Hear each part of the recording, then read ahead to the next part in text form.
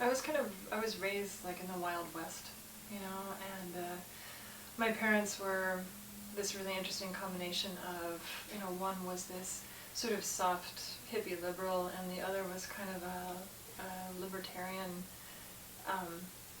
that had absolutely no respect for authority, you know, whatsoever, but had been in the military and is a staunch capitalist, and so that made for kind of an interesting mix to begin with when I was growing up. But I wasn't really thinking about politics until I lived in North Africa for a couple of years, and that completely rearranged my priorities. I think I shifted from thinking mostly about people in terms of the culture that they produce into thinking about the circumstances under which they live. And when I came back from Morocco, I experienced this just absolutely almost unbearable culture shock re-entering the United States.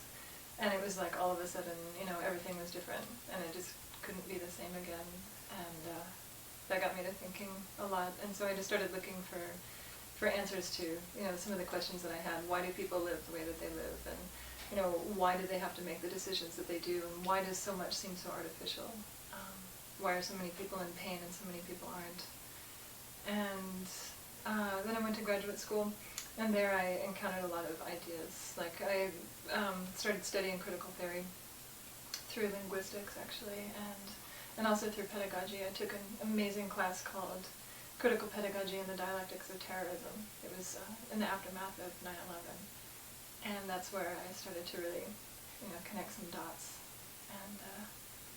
And then, yeah, it led very quickly into radical thought.